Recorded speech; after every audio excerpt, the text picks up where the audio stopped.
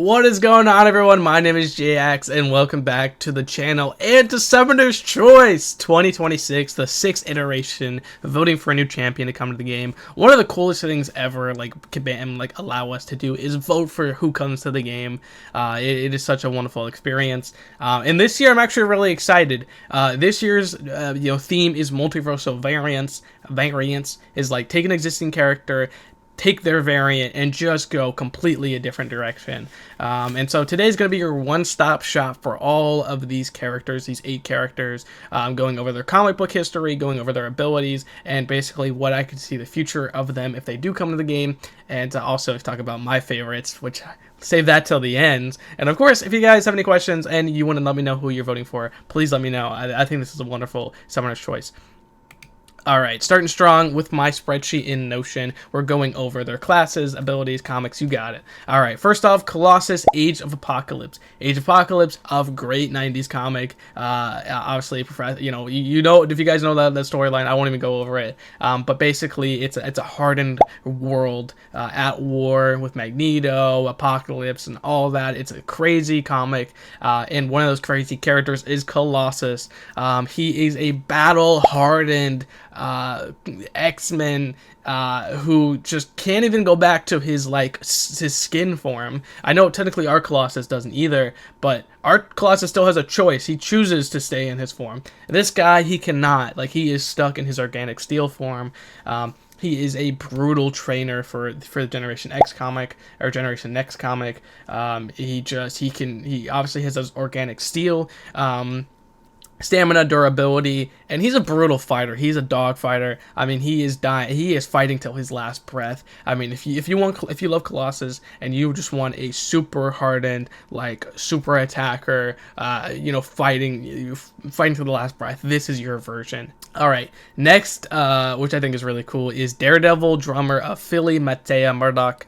Mattea is really cool. She's from the Spider-Punk comic, also a really cool comic.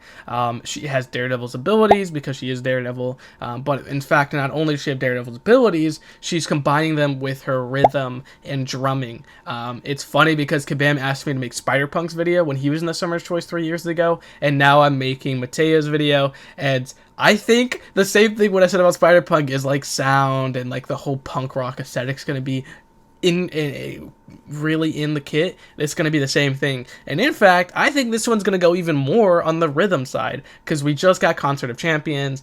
We're getting rhythm, you guys are seeing that rhythm side quest, right? This I think would be actual playing drums with this character. I don't know if Honeydew would do her as well, but I think this one would be a really cool drumming, Japanese punk rock as well, just rhythm games, Guitar Hero.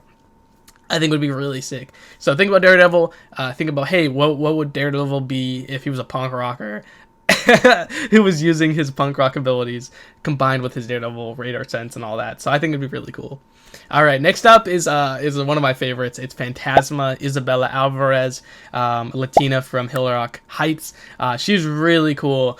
She's a brand new character a couple years ago. In fact, she was not even a what if character. She was just a design character. In fact, she was so cool that they decided to make her an actual character in Marvel Comics, and basically she can open up portals. She can open portals to hell and in other dimensions, and then she also has roller skates. She's a roller skate derby character, and then she has her her helmet, and then that turns into her Ghost Rider head, and with her fire pigtails coming out.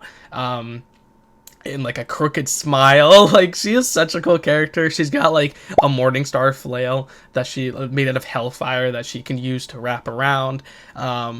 Again, think about these original characters, the characters Daredevil and Ghost Rider, but hey, what would be a new version just designed on its head? And another character, in fact, this is a childhood favorite of mine, is Orson Randall Iron Fist. If you guys have not read Immortal Iron Fist, it is one of the greatest Marvel comics of all time, hands down. One of the previous Iron Fists to Danny Rand is Orson Randall. He was born in Kunlun, airship survivor, and he designs to defeat Shao Lao the dragon, take his heart and gain his abilities, and then he decides to join World War I, and yeah, man, it's so cool. If you guys have seen the Iron Fist show, he was teased heavily in the second season. You saw found footage. I'll probably put it on screen now. as well as Danny Rand, when he passes his abilities to Colleen Wing, he can still use the abilities only if he channels it through artifacts of previous Iron Fist, which obviously Colleen had the sword in the show, and then obviously Danny Rand finds Orson's pistols, the lightning of God. Oh my God, they're so cool. I love that comic. But also, again, look at original Iron Fist and even the Immortal Iron Fist we already have in the game, and just think about just like different kit. Like I've always liked Iron Fist that can heal himself and heal others. That makes Iron Fist a team player in Heroes for Hire, and so Orson Randall is just a really cool World War I character. He's going to have those pistols. He's going to have his healing, his longevity, because he's, 100 plus years old. He can channel chi, and then he can even use that to mind control people. There's a lot of cool, interesting mechanics they can do with him. And yeah, they specifically mentioned Mystic during the thing, but if they wanted to, they could make him skill. I just wanted to point that out. Another character is Nova Prime Nebula. Honestly, didn't expect this, to be honest, until they did the pixel tease and I saw that. So she's basically Nova, right? But if she joined the she's Nebula, sorry. If she joined the Nova Corps, and then later became the leader of the Nova Corps with the Nova Prime, joining their shared consciousness. She's pretty interesting. So obviously she'd have she'd have Nebula's abilities, and she would have Nova Prime's abilities, but she also has the Yaka arrow. So yeah, she's got quite a few combination characters. That reminds me, a lot of these What If characters remind me of like Murdock smash-ups. So I'm not sure which one would take priority, like the Yaka era, the Nova Prime, or the Nebula. But all of them pretty tech abilities. So yeah, I pretty much would be like, okay, well, what if they did a Nebula that had other people's abilities type of character? Next one is already I'm seeing as a fan favorite is Pork Rind. He's an interesting character, I'll say that, because when he's first introduced in the What If comic, he's introduced as a dark version of Spider-Ham that's basically hired to mess with Spider-Ham. He's like from university. He's Austrian from Europe. He's got a thick Arnold accent, and he's basically hired to basically mess with Spider-Ham. And he's like very cartoony. Like the original comic is super cartoony. Cartoony big bad villain. Later he obviously wears a black suit with a white with the white spider logo like Venom. In fact, a symbiote was in Spider-Ham's universe a couple years before his comic, so everyone assumed he had the symbiote, but it wasn't until years later that they did retcon it or confirm it that he was a Venom.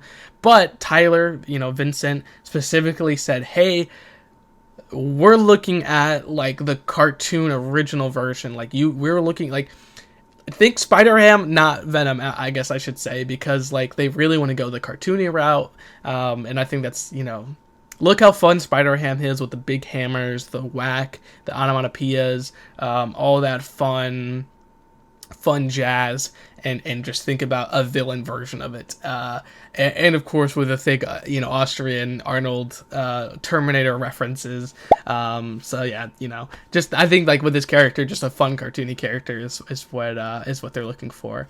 All right, next up is Spider-Man. Not the first time we've seen Aunt May tease. Back in April Fools a couple years ago, we had the Aunt May Herald of Galactus with wheat cakes as her abilities. So I'm wondering if they would actually make this a reality and do that with her. She is basically Aunt May if she got bitten by the spider that bit Peter and Cindy Moon, and then she became Spider-Man instead. And so she's really cool. Basically, she'd have Spider-Man's abilities. So I know another Spider. I think the only thing that would make her different, in my opinion, is basically her like granny intellect and granny intuition. Basically, like, she's not fighting crime like Peter, like a young student of math and science would. She's an elderly woman using the resources she has, and her long experience in life, and fighting as a friendly neighborhood grandma. Like, I don't know, if your grandma got abilities, how would she fight crime? So, I don't know if it'd be like rolling pins, if they really want to go the wheat cake route like they did the April Fool's thing, but it would be pretty funny. Yeah. And the last character is actually the one with the least amount of comics, is Stormphoenix. Really surprised that she's on this list, to be honest. This is from a single What If comic. Basically, the What If comic is really interesting. So if you guys know how Phoenix got in contact with Jean Grey whenever they're in the ship with the MCON crystal and all of that, and the Phoenix takes over Jean Grey's body, you know, hits her with the cosmic entity, and then Phoenix is reborn. This one is what if Storm was in that instead. And Storm, this is pretty interesting, is like, she becomes like a dictator. Like, she comes out of it and she's like, I am Stormphoenix. You all shall rule. You shall all, you know, follow my rule. And basically she takes over the planet as like a dictator. And then everyone's like, wow, this is not you, Storm. Like, why are you doing this? And then years and years go by and they find out that Storm had actually survived, but that's not Storm who's taking over the world. That's the Phoenix pretending to be her and using her abilities. So the point is that she has Storm's powers, but on a planet. Like, Storm is so much powerful to begin with. I mean, she can like take over the world like an instant, take over Mars too. Like, she can take over. Like, she is one of the most powerful mutants of all time. This is her with the cosmic entity Phoenix. So, like, this would be a crazy powerhouse champion. I mean, we're going to be looking at Storm and Phoenix, and basically, I think more so Storm, and we already have 2 Storms, but basically going into the whole, pyrokinesis and cryokinesis. I think those, we already have Ice Phoenix as well as a boss, but basically these 2 abilities, but on such a giant scale. And I think that'd be pretty cool is you can swap between pyrokinesis, because in the comic, it's Storm. She uses Storm's abilities, but when she's found out and she's fighting Doctor Doom, she turns it on her head and goes pyrokinesis route. Like, her body turns to fire. It's really cool. So I think going between these 2, the ice, the pyrokinesis side, and then the cryokinesis. But that's it. That's the end of this video. Again, let me know who you're voting for. I'm going to vote for Fantasma. I really, really like her. I really enjoyed her new Champions comic that came out. And of course, Orson Randall's also my second choice. I think Isabella's going to go further than him, but I would really love Orson Randall. Give Iron Fist a chance. And yeah, I hope you guys learned a lot, and I hope you guys really enjoyed this video. Let me know if I missed anything. Let me know your favorite moments from the comics. Let me know who you're voting for. And yeah, can't wait to catch you guys next time. Peace out, everybody.